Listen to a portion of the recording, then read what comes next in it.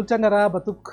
Ia malefaka indray ny varatra aza atao anatin'ny 3 andro avy na izany na tsy izany aza dia mety mbola ho hita taratra eny foana ny orana efa mahazatra any amin'ny manodidina ny faritry Sava sy Analanjogofo. Etsy ankilan'izay ihany koa dia anjaka ny zavona ny voamaraina ho an'ny afovoantany sy ny tapany atsimony Madagasikara. Izay indrindra ny sarihana ny sain'ny mpamily sy ireo izay mampiasa ny lalam-pirenena mba hitandrina fantatra rehefa matevina izay zavona izay satria mety akaiky kokoa ny fahitana kaso sanatria iteradoza. Raha ny vinany toetry ny andro ho amin'ny rampitso maraina nijerena amin'ny Antsipriany dia mbola azorana ihany aloha ny any amin'ny tendrony avaratra mitatra hatrany amin'ny faritry Sava Analanjorofo ary mipaka hatrany Toamasina.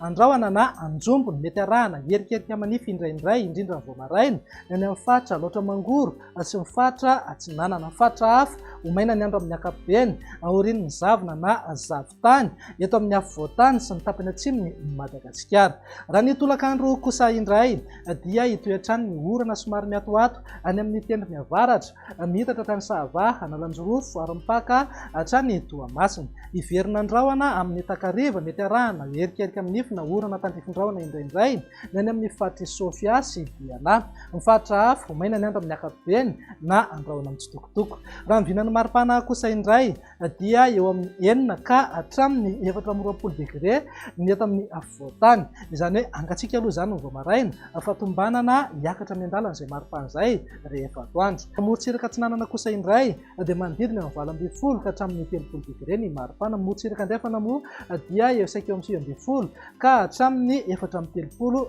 degré. Raha ny vinany toetry ny andro ny talata kosa indray dia mbola hitoetra hatrany ny zavona ny voamaraina ho an'ny afovoantany sy ny faritra atsimony Madagasikara. Azorana malefaka ny any amin'ny faritry Sava Analanjorofo ary mety hipaka hatrany Toamasina. Ny faritra hafa homaina ny andro amin'ny ankapobeny fa amin'ny fiafaran'ny tolakandro na ny alina dia hiverina andrahona mety arahana orana tandrifin-drahona indraindray any amin'ny manodidina ny Samborano. Raha ny vinan'ny maripana fanaraka amin'izay dia mety hananky hatrany amin'ny 5-30 degré maripana ambony indrindra any amin'ny faritry Betsiboka sy Boeny.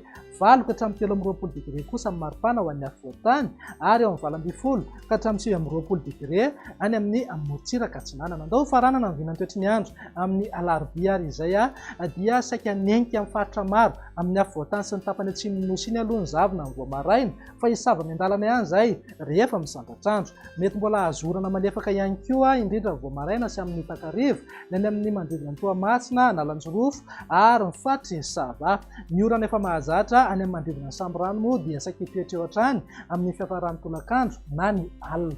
Raha ny vinan'ny maripana dia eo amin'ny 4-30 degré ny maripana ambony indrindra any amin'ny faritry Boeny sy Betsiboka. 7 ka hatramin'ny 420 degré kosa maripana ho an'ny faritra anatina ary eo amin'ny 20 ka hatramin'ny 20 degré ny maripana ho an'ny morotsiraka Atsinanana. Dia izay indray ny vinany toetry ny andro ato anatin'ny 3 andro avy manome fotoananao ho amin'ny manaraka indray. Izay avy ety amin'ny eto Madagasikara dia mirary alatsinainy mipaka ho lavitry ny loza ho antsika rehetra. Veloma tompoko.